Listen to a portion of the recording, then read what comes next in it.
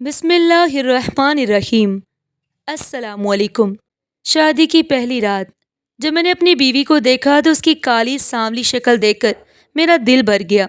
میں سخت غصے میں اسے طلاق دینے ہی والا تھا کہ وہ میرے قدموں میں گر گئی اور روتے ہوئے کہنے لگی کہ آپ چاہیں تو دوسری شادی کر لیں، مگر مجھے اس گھر میں رہنے دیں۔ میں گھر کے کسی کونے میں پڑی رہوں گی، لیکن اس چھت سے محروم نہ کیجیے۔ اس وقت میں نے فیصلہ کیا کہ ایک حسین لڑکی سے نکاح کروں اور اسے گھر لے آیا۔ میری پہلی بیوی پھر نوکرانی کی طرح اس کی خدمت کرنے لگی۔ گھر کے سب لوگ خوش تھے کیونکہ مفت کی خدمت گزار مل گئی تھی، مگر ایک رات مجھ پر ایک ایسا انکشاف ہوا کہ میری روح کانپ اٹھی۔ میں گھر کے باہر کھڑا اندر جانے کی ہمت نہیں کر پا رہا تھا۔ قریب کی مسجد سے مغرب کی اذان بلند ہوئی تو میں نے آسمان کی طرف دیکھ کر لمبی سانس لی۔ سردیوں کی شام تیزی سے رات میں بدل رہی تھی۔ میں سوچنے لگا کہ چاہوں یا نہ چاہوں مجھے گھر میں داخل ہونا ہی ہے، کیونکہ میرے پاس اور کوئی ٹھکانہ بھی تو نہیں تھا۔ آخر کار میں نے دروازہ کھولا اور اندر داخل ہوا۔ گھر ہمیشہ کی طرح چمک رہا تھا۔ ماربل میں میرا عکس صاف دکھائی دے رہا تھا، گویا دن میں کئی بار صفائی کی گئی ہو۔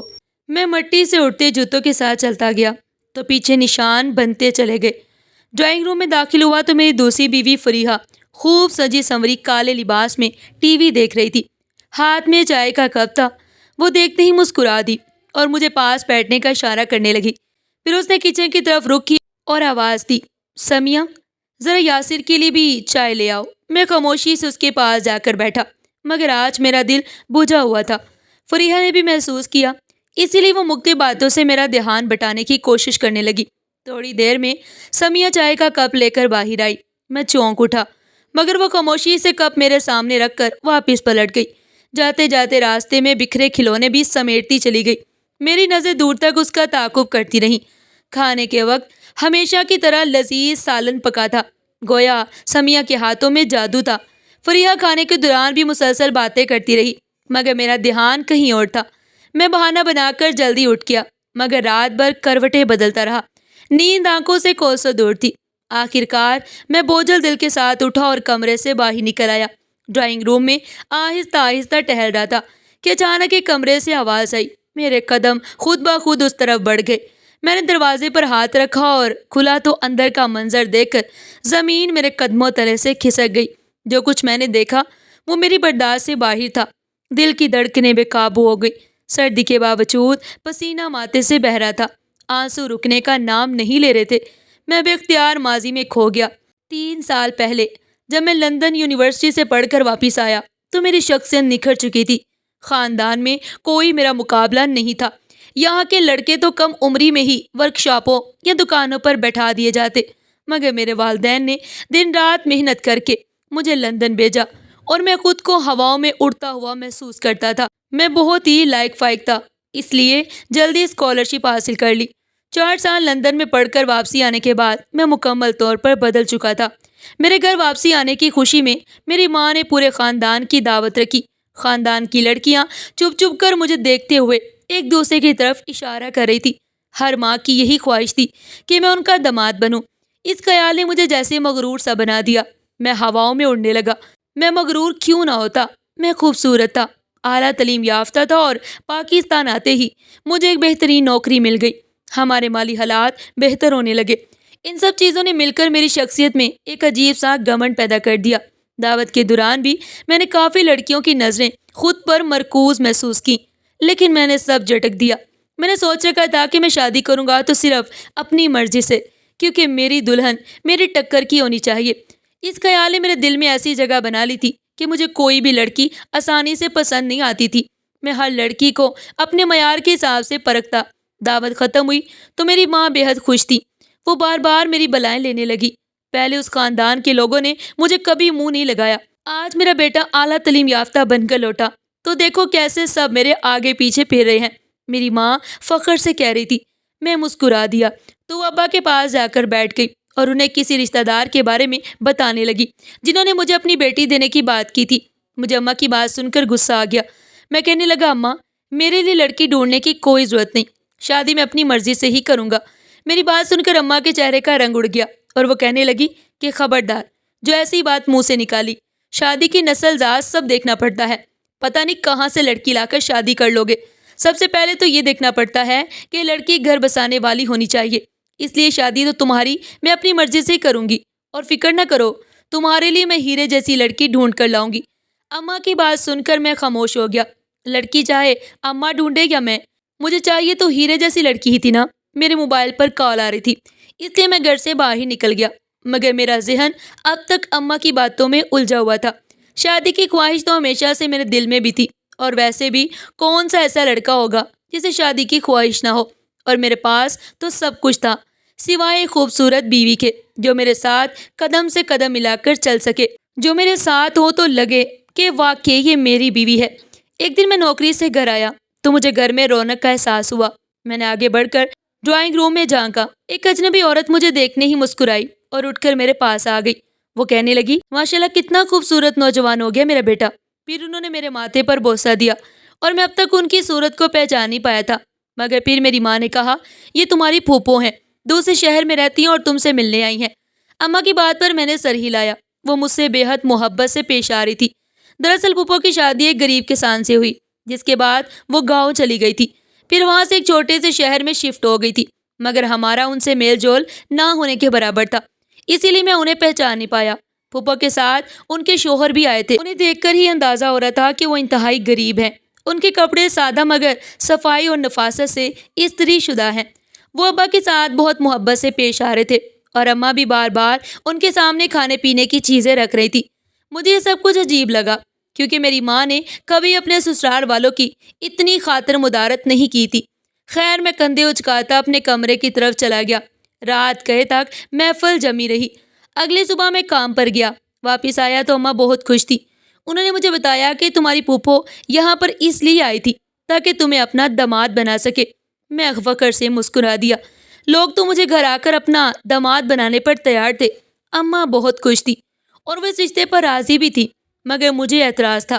میں شادی سے پہلے لڑکی کو ایک بار دیکھنا چاہتا تھا، لیکن جب میری ماں نے یہ بات سنی تو ہنس پڑی اور کہنے لگی، ارے تم فکر نہ کرو، میں نے لڑکی کو دیکھ لیا ہے، وہ بہت ہی اچھی اور بہت ہی خوبصورت ہے، اور تمہاری ساری توقعات پر پوری اترے گی۔ بس یہ ہے کہ وہ لوگ ذرا غریب ہیں اور دوسرے شہر میں رہتے ہیں، اس لیے انہیں وہاں جا کر دیکھنے کا وقت نہیں، پیسے بھی نہیں، اور میں چاہتی ہوں کہ تمہاری شادی جلد ہو جائے۔ اب میری بوڑھی ہڈیوں میں اتنی طاقت نہیں رہی کہ تمہارے ناز رکھنے اٹھا سکوں۔ جب تمہاری بیوی آئے گی تو وہی تمہارے ناز نخرے اٹھائے گی۔ اماں کی بات مجھے نہ چاہتے ہوئے بھی ماننی پڑی۔ ویسے بھی میری ماں کو کوئی چیز اتنی جلدی پسند نہیں آتی تھی، اور اگر اب وہ کسی لڑکی کو پسند کر رہی ہیں تو یقیناً وہ اچھی ہی ہوگی، اور اگر وہ سسرال کی کسی چیز کی تعریف کر رہی ہیں تو وہ واقعی ہی اچھی اور لائق لڑکی ہوگی۔ میری رضامندی دیتے ہی گھر میں شادی کے ہنگامے شروع ہو گئے۔ شادی کی تیاریوں کے دوران میں نے بہت کوشش کی کہ کسی طرح اس لڑکی سے بات ہو سکے، مگر مجھے پتہ چلا کہ وہ لوگ اتنے غریب ہیں کہ لڑکی کے پاس موبائل تک نہیں ہے، اور نہ ہی وہ ایسی ملاقاتوں کو پسند کرتی ہے۔ پھر میں نے خود کو تسلی دی کہ شادی میں دن ہی کتنے رہ گئے ہیں۔ میں بے صبری سے اپنی شادی کے دن کا انتظار کرنے لگا۔ دفتر میں بھی سب کو میری شادی کے بارے میں خبر ہو گئی تھی۔ لوگ مجھے مبارکباد دے رہے تھے۔ میرے دفتر کے لوگ سب ہائی اسٹینڈرڈ کے تھے۔ میں نے شہر کے سب سے بڑے ہال میں اپنی ولیمے کی تقریب منعقد کرنے کا انتظام کر لیا تھا۔ آخرکار شادی کا دن بھی آ گیا۔ میں نے روپیہ پانی کی طرح بہایا۔ باراتی کے کپڑوں سے لے کر بری کی ایک ایک چیز تک سب شاندار بنائی۔ میں چاہتا تھا جتنی میری بیوی حسین ہو، اس کے شایان شان ہی سب تیاری ہو۔ بارات لے کر ہمیں دوسرے شہر جانا تھا۔ سفر کی تھکاوٹ نے سب کا برا حال کر دیا، لیکن مجھے اپنی شادی کی خوشی تھی۔ پھوپھو کے چھوٹے سے گھر میں دولہا بنا بیٹھا میرا دم گھٹنے لگا۔ میں نے اماں سے کہا کہ پھوپھو سے کہیں کہ وہ کوئی ہال بک کر لے، مگر اماں نے کہا وہ بہت غریب لوگ ہیں، افورڈ نہیں کر سکتے۔ پھر تھوڑی دیر میں میرا نکاح ہو گیا۔ نکاح کے بعد چھوارے تقسیم ہونے لگے تو میں نے اپنی ماں کی طرف سوالیہ نظروں سے دیکھا، کیونکہ مجھے بھوک لگی ہوئی تھی اور باقی براتیوں کو بھی، مگر دلہن والوں کی طرف سے کھانے کا کوئی انتظام دکھائی نہیں دیا۔ آخر میں نے اپنے برابر بیٹھے سسر سے پوچھا تو وہ کہنے لگے، بیٹا ہم نے پہلے ہی کہا تھا کہ ہماری اتنی گنجائش نہیں کہ ہم سب براتیوں کو کھانا کھلا سکے۔ آپ کی امی سے بات پہلے ہو چکی ہے، انہوں نے کہا تھا کہ براتیوں کو کھانا وہ خود کھلا دیں گی۔ اپنے سسر کی بات سن کر میرے سر پر آسمان ٹوٹ پڑا۔ مجھے بے حد غصہ آیا۔ یہ تو سراسر میری بے عزتی تھی۔ میرے ساتھ آئے مہمان کیا سوچیں گے؟ کہ میں نے ایسے لوگوں میں شادی کی ہے جو اپنی بیٹی کے سسرالیوں کو کھانا تک نہ کھلا سکتے۔ یہ سوچ سوچ کر میرا خون کھولنے لگا، میرا چہرہ سرخ پڑ گیا۔ سسرال والوں کے خلاف دل میں پہلی درار پڑ چکی تھی۔ میں خاموشی سے اٹھا اور اپنی جانب سے کھانے کا انتظام کروایا۔ کچھ ہی دیر میں کھانا آ گیا اور باراتی کھانے لگے۔ میں اپنی ماں سے سب پوچھنا چاہتا تھا مگر وقت مناسب نہیں تھا۔ پھر تھوڑی دیر بعد ہی میری دلہن کو میرے برابر بٹھا دیا گیا۔ میں اسے دیکھ کر مطمئن ہو گیا کیونکہ وہ لمبے قد کی تھی مگر اس کے چہرے پر گھونگھٹ تھا۔ اس کے نازک وجود کو دیکھ کر میں سوچ رہا تھا یقیناً یہ بے حد خوبصورت ہوگی۔ مجھے رخصتی کی جلدی ہونے لگی کیونکہ مزید وہاں پر بیٹھنا نہیں چاہتا تھا۔ تھوڑی دیر بعد ہم دلہن کو لے کر واپس نکل گئے۔ گھر پہنچتے پہنچتے رات کے 2 بج گئے۔ میں بے صبری سے انتظار کر رہا تھا مگر میری ماں کو رسموں کی پڑی تھی۔ چھوٹی چھوٹی کئی رسمیں کرتے کرتے رات گزر گئی۔ آخر کار میں نے ماں کو اشارے سے کہا کہ میں تھک چکا ہوں اور کمرے میں جانا چاہتا ہوں۔ ماں نے میری بات پر مسکرا کر دلہن کو کمرے میں بٹھا دیا۔ ان کے چہرے پر ایک عجیب مسکراہٹ تھی جس کی وجہ مجھے سمجھ نہ آئی۔ جب مہمان کمرے سے نکلے تو میں پلٹا۔ کمرہ اصلی پھولوں سے سجا ہوا تھا۔ دلہن بیڈ پر لہنگا پھیلائے بیٹھی تھی۔ میں کافی دیر تک اسے دیکھتا رہا۔ میری زندگی کی سب سے بڑی کمی آج پوری ہو گئی تھی۔ میں مسکراتے ہوئے آگے بڑھا اور گھونگھٹ اٹھایا مگر سامنے جو منظر تھا یہ کیا؟ اسے دیکھ کر تو میرے پیروں تلے سے زمین ہی نکل گئی۔ میں نے پٹی پٹی بے یقین نظروں سے سامنے دیکھا جہاں میری پھپھو کی بیٹی دلہن کے روپ میں سجی سنوری بیٹھی تھی۔ وہ مسکرا رہی تھی مگر اس مسکراہٹ کے باوجود اس کے چہرے پر کوئی کشش نظر نہیں آ رہی تھی۔ اس کا رنگ بے حد گہرا تھا اور نقش بھی بہت معمولی سے تھے۔ اسے دیکھ کر میرے دل میں ایک دم کراہت ابھری۔ وہ نظریں جھکائے خاموش بیٹھی تھی، شاید تعریف کی منتظر تھی اور شاید منہ دکھائی کے تحفے کی بھی، مگر ایک نظر ڈالنے کے بعد میرا دل ہی نہیں چاہ رہا تھا کہ میں اسے دوسری بار دیکھوں۔ میرے غصے سے دماغ کی رگیں پھٹنے لگی۔ آخر میں نے اپنا سر تھامتے ہوئے اس سے کہا یہ سب کیا ہے؟ میری ماں نے کہا تھا تم بے حد خوبصورت ہو مگر تم تو اتنی بدصورت ہو کہ ایک بار دیکھنے کے بعد دوبارہ دیکھنے کو دل نہیں چاہتا۔ تم میرے معیار کے مطابق ہرگز بھی نہیں ہو۔ بہت بڑی غلطی ہوئی مجھ سے جو دیکھے بغیر شادی کر لی۔ میری بات سن کر وہ دھیما دھیما مسکراتی لڑکی ایک دم چونک گئی۔ میری تلخ باتوں سے اس کی آنکھوں میں آنسو بھر آئے مگر میں کیا کرتا؟ مجھے سیاہ رنگت سے ویسے ہی الجھن تھی اور میں نے کبھی خواب میں بھی نہیں سوچا تھا کہ میری بیوی کی رنگت اتنی کالی ہوگی۔ گہری سانولی رنگت پر میک اپ نے اسے اور بدصورت کر دیا۔ گھبرا کر میں بیڈ سے نیچے اتر گیا اور کہنے لگا میں تمہیں چھوڑ دوں گا، طلاق دے دوں گا۔ میں تم جیسی لڑکی کو اپنی بیوی بنا کر نہیں رکھ سکتا۔ مجھے تو سمجھ نہیں آ رہا کل ولیمے کی تقریب میں کیا کروں گا۔ سب لوگ تو میرا مذاق اڑائیں گے۔ یہ سوچ کر میرا دل ڈوبنے لگا۔ میری بات سن کر وہ اچانک بیڈ سے اتر آئی اور میرے پاؤں پکڑ کر رونے لگی۔ خدا کے لیے مجھے مت چھوڑنا، مجھے طلاق مت دینا۔ میرے والدین بہت قریب ہیں، وہ یہ صدمہ برداشت نہیں کر سکیں گے۔ تم چاہو تو دوسری شادی کر لو، میں کچھ بھی نہیں کہوں گی۔ میں کونے میں پڑی رہوں گی، سارا گھر کا کام بھی کروں گی مگر مجھے مت چھوڑنا۔ وہ زاروں قطار ہو رہی تھی۔ اس کے سانبلے ہاتھ میرے سفید پیروں پر بہت عجیب لگ رہے تھے۔ میں گھبرا کر پیچھے ہٹ گیا۔ میرا دل چاہ رہا تھا کہ کمرے کی ہر چیز توڑ پھوڑ دوں۔ آخر کار کافی دیر کمرے میں گھومنے کے بعد جب کچھ سمجھ نہ آیا تو میں کمرے سے نکل آیا۔ باہر آیا تو دیکھا ماں صوفے پر بیٹھ کر تسبیح پڑھ رہی تھی۔ میرے کمرے سے نکلنے پر وہ مسکرائیں۔ انہوں نے مجھ سے کچھ نہیں پوچھا کیونکہ شاید وہ جانتی تھی کہ حقیقت سامنے آتے ہی میرا یہی رد عمل ہوگا۔ میں کافی دیر تک گاڑی لے کر سڑکوں پر گھومتا رہا، پھر سوچ لیا کہ میں اپنے معیار کے مطابق ضرور کسی حسین لڑکی سے شادی کروں گا۔ اگلے دن ولیمے کی تقریب تھی۔ میں نے دلہن سے کہہ دیا کہ وہ چہرے سے گھونگھٹ نہیں اٹھائے گی۔ اس نے میری بات مان لی اور آنے جانے والوں کو وہ خود ہی خاموش کرواتی رہی جو پوچھتے کہ دلہن کب گھونگھٹ اٹھائے گی۔ میرا دل اسے سخت بدظن ہو چکا تھا۔ شادی کے بعد جب دعوتوں کا سلسلہ شروع ہوا تو میں بہانے سے سب کے گھروں میں جانے سے انکار کرنے لگا اور دوسرے ہی دن دفتر چلا گیا۔ میرا بہترین دوست کچھ نہ کچھ بام چکا تھا کیونکہ میرے جیسے گھومنے پھرنے کے شوقین آدمی کا اگلے ہی دن دفتر جانا اسے عجیب لگا۔ اس نے مجھے شام کی دعوت پر اپنے گھر بلایا۔ میں نے انکار کرنا چاہا مگر اس نے سختی سے کہا تمہیں آنا ہی ہوگا، ویسے بھی شادی کے اگلے دن کون دفتر جاتا ہے؟ تم ہنی مون پر بھی نہیں گئے، کم از کم اپنی بیوی کو تو میرے گھر دعوت پر لے آؤ۔ دوست کی بات مان کر شام کو بیوی کو لے کر اس کے گھر گیا۔ اس نے جیسے ہی میری بیوی کا چہرہ دیکھا تو میری حالت سمجھ گیا کہ میرا چہرہ کیوں اترا رہنے لگا ہے۔ اس کے گھر والوں نے طرح طرح کے کھانے پکوائے تھے۔ وہ سب مجھے اپنا گھر کا فرض سمجھ رہے تھے، حالانکہ میں پہلی بار ان کے گھر گیا تھا۔ جب کھانے کا حکم دیا گیا تو میں چونک گیا، کیونکہ اس کی چھوٹی بہن ڈائننگ ٹیبل پر کھانا لگا رہی تھی۔ میں اسے دیکھ کر اپنی نظریں پلٹنا ہی بھول گیا۔ بے شک وہ بے حد حسین تھی، ایسا لگتا تھا جیسے کسی پرستان سے اتر کر آئی ہو۔ اس کا متناسب سراپا، گھنگریالے بال اور سرخ و سفید رنگت میرے دل و دماغ پر چھا گئے تھے۔ بالکل ایسی ہی لڑکی کو تو میں اپنی دلہن کے روپ میں دیکھنا چاہتا تھا۔ میری گہری نظریں محسوس کر کے جب اس نے بھی مجھے پلٹ کر دیکھا تو اس کے چہرے پر شرم کی لالی دوڑ گئی۔ میرا دل مچل اٹھا اور میں نے دل ہی دل میں فیصلہ کر لیا کہ ہر حال میں سے اپنی بیوی بنا کر رہوں گا۔ ایک لمحے کو میں نے اپنی پہلی بیوی پر نظر ڈالی، جسے میں بدصورت کہہ کر پہلے ہی دل سے نکال چکا تھا، اور سائم کے گھر سے واپسی پر طے کر لیا کہ جلدی اپنے دوست سے اس کی بہن کا رشتہ مانگوں گا۔ میں نے دوبارہ دیر نہیں لگائی، اگلے دن اپنی خواہش اپنے دوست کے سامنے رکھ دی۔ پہلے پہل وہ حیران ہوا اور بولا، کاشف، ابھی تو تمہاری شادی کو کچھ دن ہوئے ہیں۔ میں نے اسے سمجھایا وہ میرے والدین کی پسند تھی، جبکہ میں اپنی پسند سے ایک حسین لڑکی سے شادی کرنا چاہتا ہوں، اور پھر مجھے تمہاری بہن سے محبت ہو گئی ہے۔ یقین جانو میں اسے دنیا کی ہر خوشی دوں گا۔ میری بات سن کر وہ سوچ میں پڑ گیا، مگر میرے مرتبے، دولت کی چمک اور شان و شوکت دیکھ کر وہ اپنی بہن کا رشتہ دینے پر رضامند ہو گیا۔ میں بے حد خوش تھا۔ جب اپنی دوسری شادی کی خبر ماں کو دی تو وہ حیران ہونے کی بجائے فوراً مان گئی اور بولی، بیٹا دوسری شادی تمہارا حق ہے، اگر پہلی بیوی نے اجازت دے دی تو مجھے کوئی اعتراض نہیں ہوگا۔ مگر ابا خوش نہیں تھے اور سخت اعتراض کرنے لگے، مگر میں نے کسی کی پرواہ نہ کی اور ایک ہفتے بعد ہی صبا کو بیاہ کر اپنے گھر لے آیا۔ میری پہلی بیوی نے اسے دیکھ کر لمحہ بھر کے لیے خود کو روک لیا، مگر پھر خاموشی سے آگے بڑھ گئی۔ میں نے الماری سے اس کے کپڑے نکال کر صوفے پر ڈالے اور صاف کہہ دیا، اس کمرے میں اب صبا رہے گی، تم یا تو مما کے کمرے میں سو جانا یا پھر اسٹور روم میں۔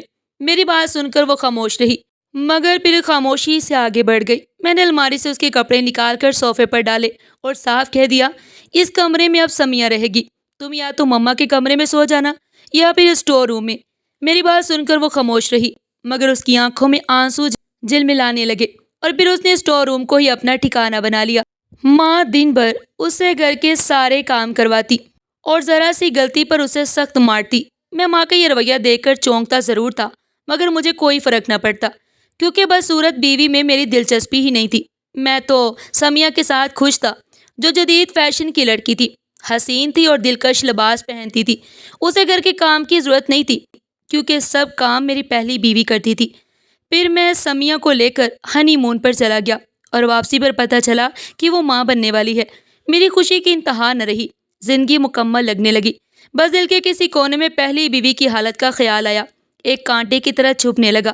کتنی مارے کھا کر، کتنے تانے سہ کر بھی اس کے لبوں سے ایک شکوہ تک نہیں نکلتا، اور یہی خاموشی میرے دل پر بوجھ ڈالنے لگی۔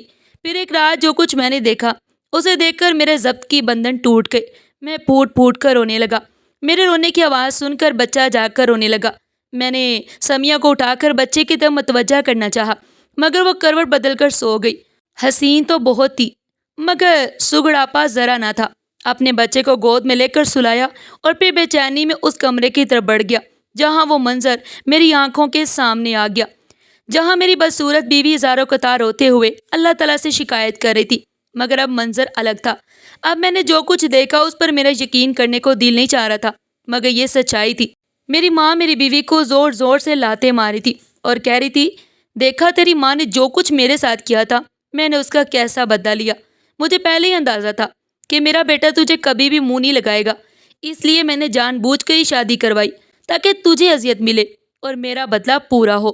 تو کسی کچرے کی طرح اس گھر میں پڑی رہتی ہے اور تیری ماں کو دکھ سہنا پڑتا ہے، تو مجھے سکون ملتا ہے۔ اس وقت آدھی رات کو جائے نماز بچھا کر کیا ثابت کرنا چاہتی ہے؟ چل اٹھ اور میرے لیے دودھ گرم کر کے لا۔ اتنا کہہ کر میری ماں نے اسے ایک زوردار لات ماری۔ میری بیوی خاموشی سے آنسو بہاتی ہوئی اٹھ کھڑی ہوئی۔ ماں کی بات سن کر مجھ پر تو جیسے آسمان ٹوٹ پڑا۔ مطلب میری ماں نے ہی مجھے اپنے پرانے انتقام کی خاطر استعمال کیا تھا۔ میں نہیں جانتا تھا کہ میری پھوپھو نے میری ماں کے ساتھ کیسا سلوک کیا، مگر اس سب میں میری پہلی بیوی کا کوئی قصور نہیں تھا۔ وہ میرے برابر سے خاموشی سے گزرنے لگی۔ اس نے ایک نگاہ اٹھا کر مجھے دیکھا، اس ایک نگاہ میں سب کچھ تھا۔ میں اندر تک کام گیا۔ اگر وہ جائے نماز پر بیٹھ کر میری شکایت کر رہی تھی تو خدا جانے میرا کیا انجام ہونے والا تھا۔ مجھے اپنے آفس کے لوگوں کے بدلتے رویے یاد آنے لگے۔ میرے بارے میں بار بار شکایتیں کی جا رہی تھی۔ میرا بیٹا بھی لاوارثوں کی طرح پورا دن پڑا رہتا، کیونکہ میری حسین بیوی سمیہ تو اپنے حسن اور فیشن سے ہی فرصت نہیں پاتی تھی۔ پھر میں نے ہاتھ بڑھا کر اپنی بیوی کو جانے سے روکا اور ماں سے کہا، اماں آپ نے اچھا نہیں کیا، آپ نے اپنے انتقام کی خاطر اس بیچاری کو سزا دے دی ہے۔ اگر مجھے حقیقت کا پہلے علم ہو جاتا تو میں ایسا کبھی نہ ہونے دیتا۔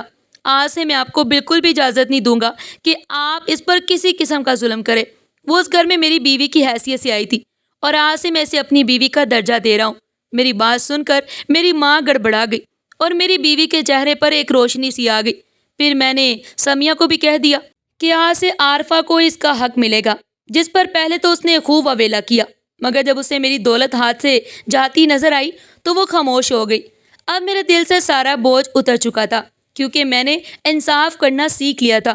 اب میں اپنی پہلی بیوی کو بھی وہی مقام دے رہا تھا جو دوسری کو دیا تھا۔ عارفہ اب بھی سارے گھر کے کام کرتی تھی، مگر اس کے چہرے پر آنسوؤں کی بجائے مسکراہٹ تھی، اور میں نے محسوس کیا کہ وہ اتنی بھی بدصورت نہیں تھی جتنی مجھے لگتی تھی۔ پھر میں نے دل میں عہد کیا کہ میں اس پر ڈھائے گئے سارے ظلم کا ازالہ ضرور کروں گا۔ آخر میں تو بس رب سے دعا ہے کہ اے رب کائنات، ہماری بیٹیوں کے نصیب اچھے بنا، ان کے لیے ایسے رشتے مقدر فرما جو ان کی قدر کریں، ان سے محبت کریں، انہیں عزت دیں، ان کے آنسوؤں سے پہلے ان کے دکھ سمجھے۔ یا اللہ، جن بیٹیوں کے نصیب میں دکھ لکھے گئے ہیں تو اپنی رحمت سے وہ دکھ خوشیوں میں بدل دے، اور جو بیٹیاں تیری بارگاہ میں آنکھوں کو نم کر کے دعا کرتی ہیں ان کی دعاؤں کو قبولیت عطا فرما۔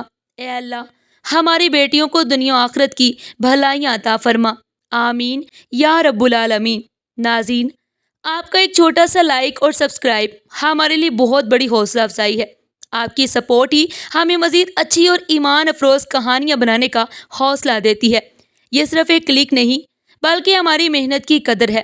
پلیز چینل کو سبسکرائب کریں اور ویڈیو کو اپنے پیاروں کے ساتھ شیئر کریں تاکہ یہ نیکی کا پیغام زیادہ سے زیادہ لوگوں تک پہنچے۔ پھر ملتے ہیں ایک نئی کہانی کے ساتھ، ایک نئی دلچسپ ویڈیو کے ساتھ۔